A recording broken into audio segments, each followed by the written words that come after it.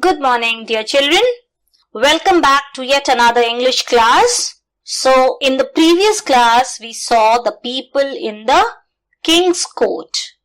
The prime minister, the chancellor, the two ladies, the courtiers were all waiting anxiously for the new king to arrive. They were also making their own guesses as to how the new king would be in nature.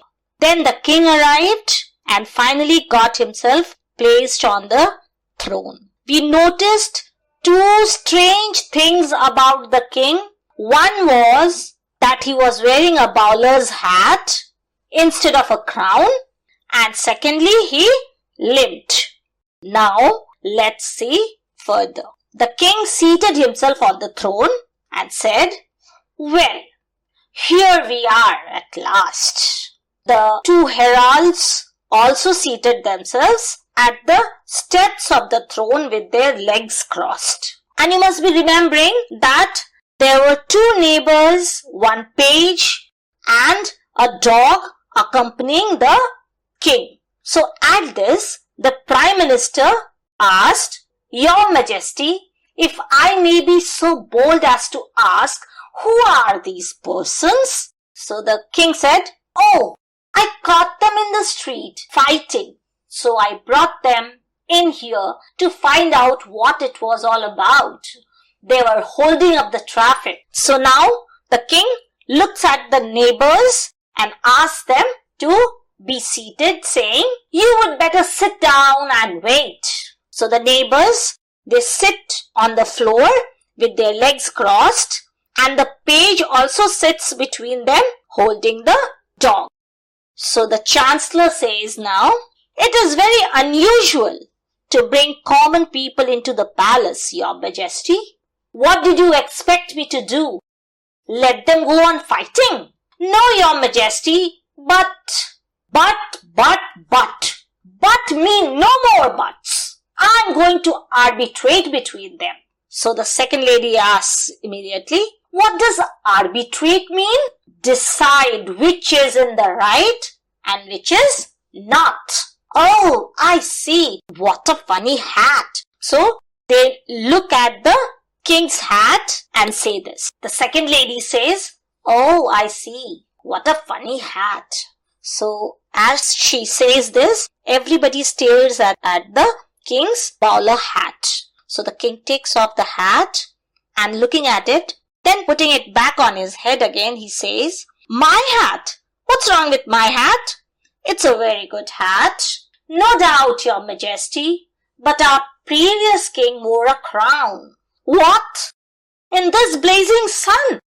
It's a wonder he didn't die of sunstroke." "Oh no, Your Majesty, he died of old age." "Well, that's a disease no one can avoid." So now the chancellor, who was wearing a coronet, removes the coronet and hands it over to the herald and says, "Take this away and bring me a hat."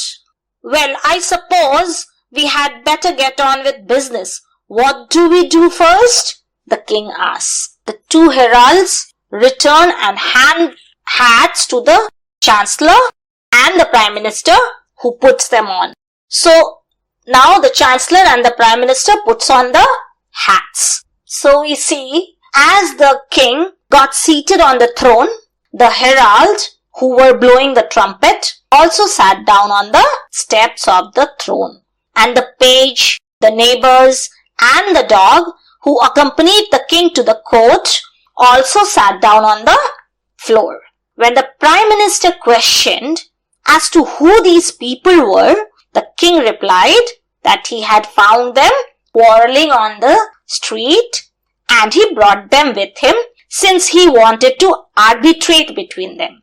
Arbitrate means to settle the argument between opposing parties. But still, the prime minister was not convinced and felt that it wasn't right to bring common people to the court. The two ladies were discussing about the bowler's hat that the king was wearing instead of a crown. But the king did not find it wrong to wear a bowler's hat. Rather, when he came to know that the previous king wore a crown, he wondered whether he died of sunstroke because of wearing the crown.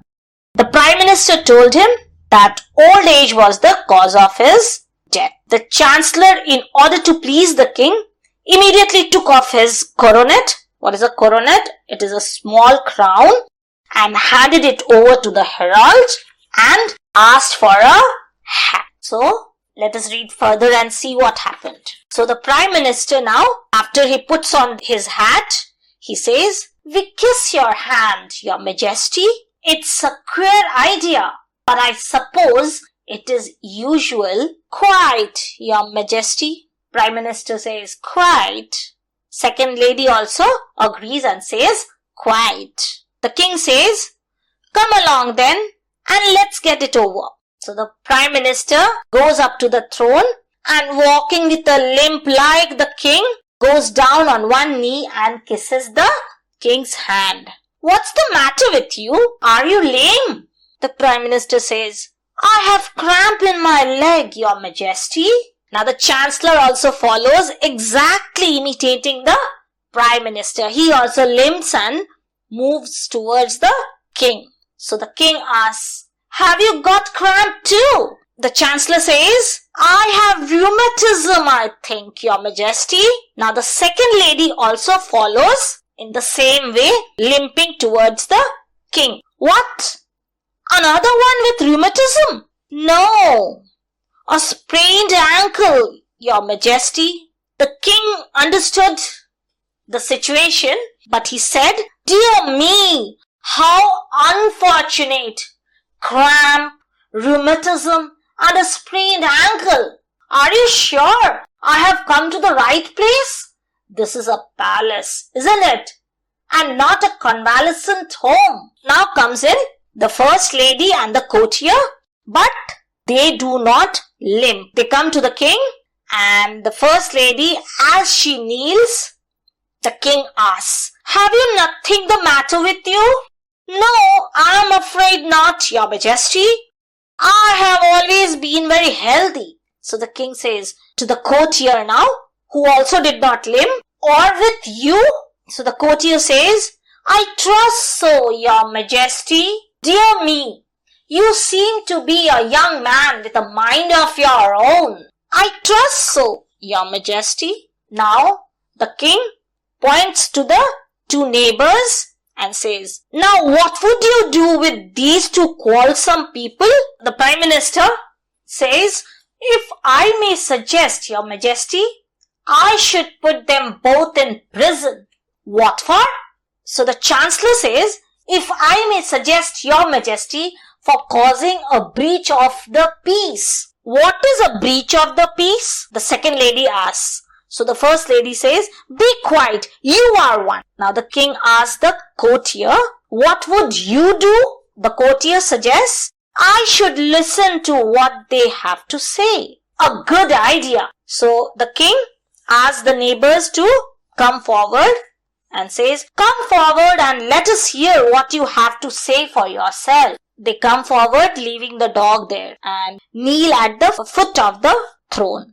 Now the Prime Minister and the Chancellor together says, "If I may suggest," King was very angry and said, "Sit down for goodness sake and be quiet for a minute and stop suggesting. Now, my men, what were you fighting about?" So, after wearing the hat, the Prime Minister and the Chancellor, they seek permission to kiss the king's hand, and for that, he walks limping to the king's throne. When the king asks the reason for his limping, he makes an excuse saying that he had a cramp in his leg. Imitating the Prime Minister, the Chancellor also does the same, saying that he was unable to walk straight as he was suffering from rheumatism. Rheumatism is a disease causing pain in muscles and joints. Seeing the two, the second lady also started limping, giving the excuse that she had sprain in her ankle. The king mocks at them and says that, "Is it a palace or a convalescent home?" What is a convalescent home? It is a place where people stay while recovering from injury or illness. Now the first lady and the courtier go to greet the king, but they both walk straight without limping. The king notices that the first lady and the courtier do not limp as the others did, just to please him. So the king realizes that the courtier was a man with a mind of his own. The king now puts forward the problem and asks for their suggestion as to what they would do with these two quarrelsome people. The prime minister suggests the king to put them in prison, and the chancellor agrees to the prime minister's suggestion because he feels that they should be punished for causing breach of peace. Breach of peace means showing violent behavior in public place. Now, on asking the courtier, he suggests the king to listen to what they have to say. The king found it to be a good idea, and so he allows the two neighbors to come forward and explain the matter. This time, when the prime minister and the chancellor began to suggest, the king ordered them to stop giving suggestions and be quiet so that the two neighbors could explain the cause of their fight. So this is all for today, children. Read up to this and try to understand. See the video. It will help you to understand the chapter. Thank you.